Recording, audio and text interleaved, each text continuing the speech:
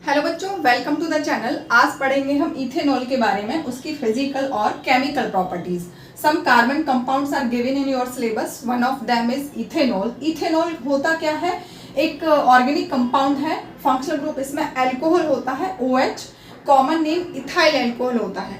तो इसका expanded form में स्ट्रक्चर क्या होगा? Formula is CH3CH2OH। तो हाइड्रोजन के जितने भी हाइड्रोजन है सबको सिंगल बॉन्ड से रिप्रेजेंट कर देना है। And this is the OH functional group. Functional group OH है तो सफिक्स क्या होगा? ओल। ओल, इथेन प्लस ओल, इथेनॉल। वर्ड रूट एथ है तो मीन्स कार्बन का नंबर 2 रहेगा। एन मीन सभी सिंगल बॉन्ड है यहाँ पर। एंड अल्कोहलिक फंक्शनल ग्रुप है ओल, OH, तो इथेनॉल। अब इसकी फिजिकल प्रॉपर्टीज के बारे में पढ़ लेते हैं, फिर इसकी केमिकल प्रॉपर्टीज को डिस्कस करेंगे। फिजिकल प्रॉपर्टीज क्या है? Number 1, ethanol is a colourless liquid. कैसा होता है? कलरलेस होता है, कोई कलर नहीं होता।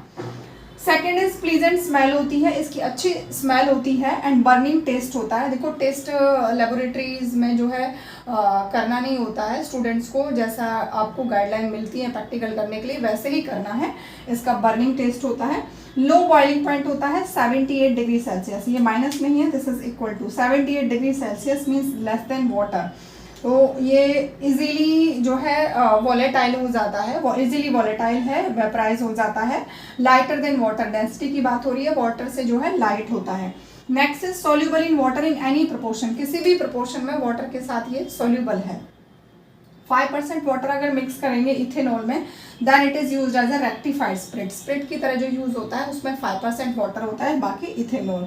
100% अगर प्योर इथेनॉल है that is called absolute alcohol.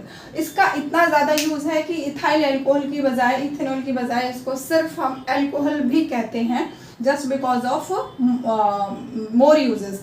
Neutral compound है, इसका कोई इफेक्ट नहीं होता लिटमस पेपर पर। And it's nature is also amphoteric. Amphoteric means both.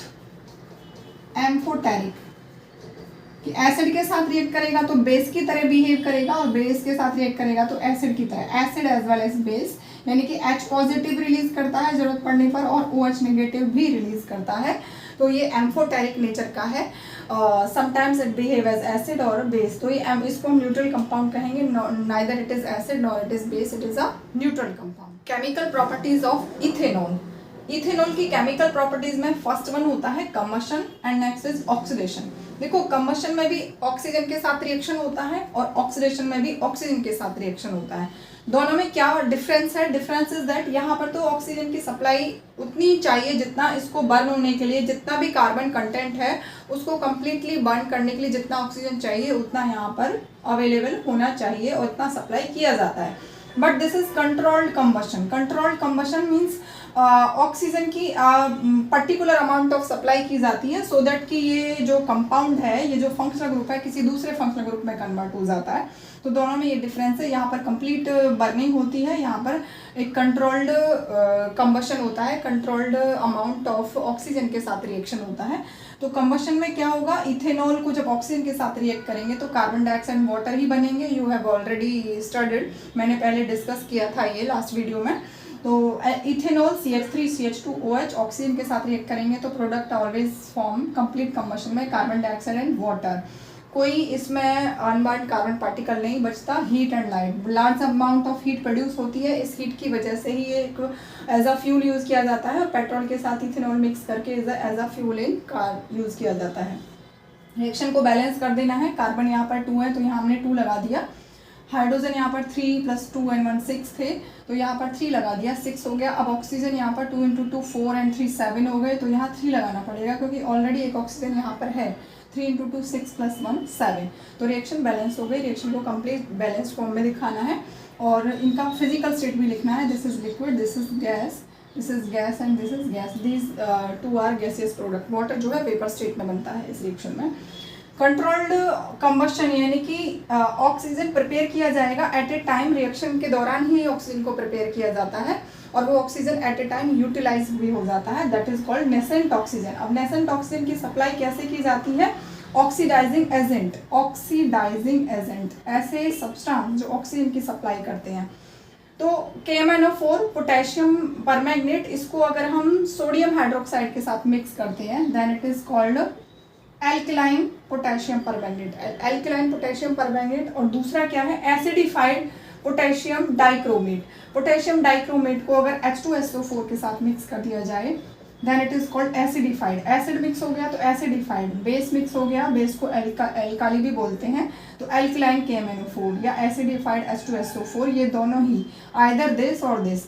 तो ये इस कॉम्बिनेशन में जब यूज़ करते हैं तो ये ऑक्सीडाइजिंग एजेंट का काम करता है, ऑक्सीजन की सप्लाई करता है। वो ऑक्सीजन की सप्लाई उसी टाइम होगी रिएक्शन के दौरान, और वो oxygen at a time use हो जाएगा, that is called nascent oxygen. तो इथेनॉल कन्वर्ट हो जाएगा इथेनोइक एसिड में। कैसे इस रिएक्शन को आपको समझना है, 2 कार्बन के लिए वर्ड रूट क्या है, एथ प्लस एन प्लस ओल, इथेनॉल से बन जाएगा इथेनोइक एसिड। 2 कार्बन का अल्कोहल है तो 2 कार्बन वाला ही एसिड बनेगा।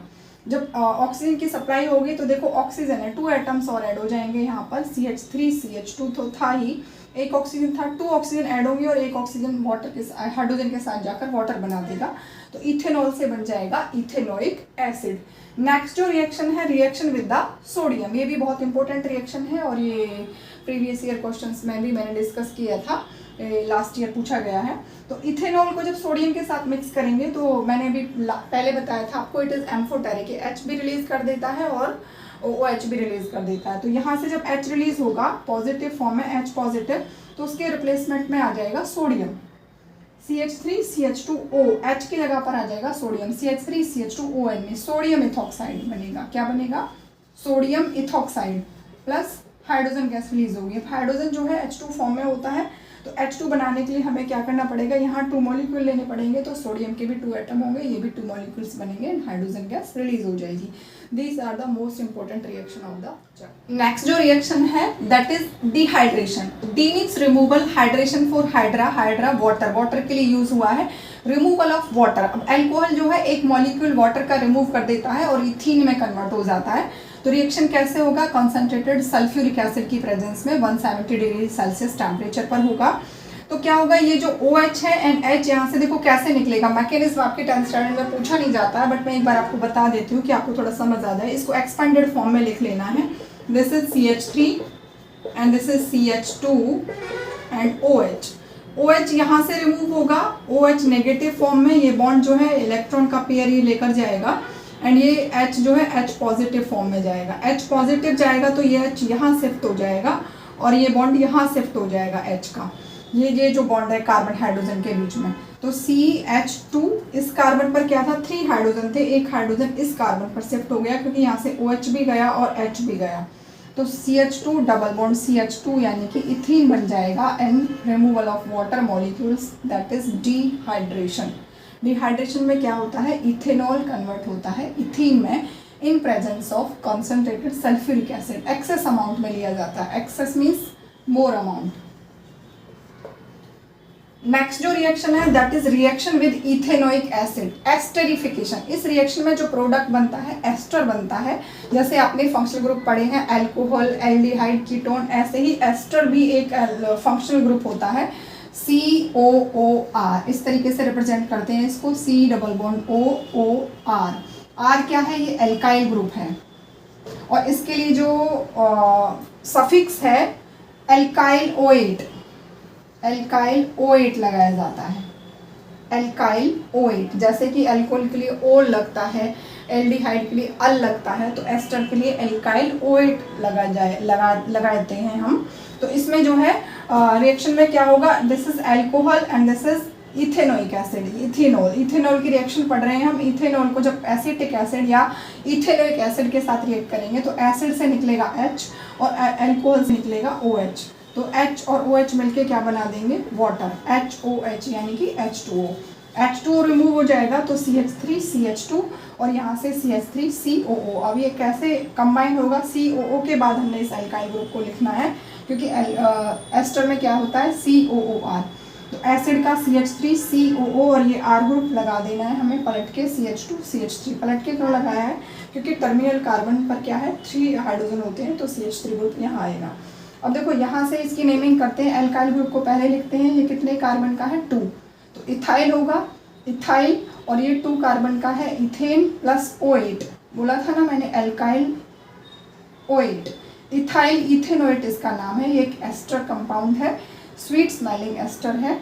Just because of formation of ester this reaction is called esterification and water molecule remove हो जाएगा। जो है इसके यूजेस भी देख लेते हैं। एंड ये जो रिएक्शन हमने अभी कंप्लीट की थी एस्टर टेस्ट, जब ये टेस्ट जो है यूज़ किया जाता है इथेनॉल को टेस्ट करने के लिए। कोई भी कंपाउंड आपको दे दिया जाए, वो ट्रांसपेरेंट है और आपको पता नहीं है, अननोन है, आपको आइडेंटिफाई करना है कि ये इथेनॉल है या नहीं, अल्कोहल है या नहीं, तो उसमें हम क्या करेंगे, सोडियम मेटल डाल के देखेंगे। सोडियम मेटल की प्रिपरेशन में क्या होता है, प्रोडक्ट में हाइड्रोजन गैस रिलीज होती है। अब हाइड्रोजन गैस रिलीज होगी तो ब्रिस्क इफरवेसेंसेस बनेंगे। ब्रिस्क इफरवेसेंसेस मीन्स एक फ्यूम्स दिखाई देंगी हमें। प्लस हम बर्निंग मैचस्टिक या बर्निंग स्प्लिंटर उसके पास लाते हैं तो वो पॉप साउंड के साथ बर्न होता है, पॉप साउंड के साथ हाइड्रोजन गैस बर्न होती है। दूसरा टेस्ट एस्टर टेस्ट है, जब इसमें हम एसिटिक एसिड मिक्स करेंगे तो एक स्वीट स्मेल आने लग जाएगी, यानी कि वो एस्टर बन गया है। यूजेस ऑफ इथेनॉल, इथेनॉल एक बहुत ही अच्छा गुड सॉल्वेंट है। Manufacturing of paints, medicines, cough syrups, dye, soaps, synthetic rubber इसमें यूज़ होता है। एज अ फ्यूल यूज़ होता है इन कार्स में along with the petrol, petrol के साथ मिक्स करके उसे एज अ फ्यूल यूज़ किया जाता है। बेवरेजेस, अल्कोहलिक ड्रिंक्स जो होती हैं लाइक वाइन, बियर, इनमें डिफरेंट परसेंटेज होता है। वाइन में 10 to 20% अल्कोहल होता है, बियर में 6% अल्कोहल होता है।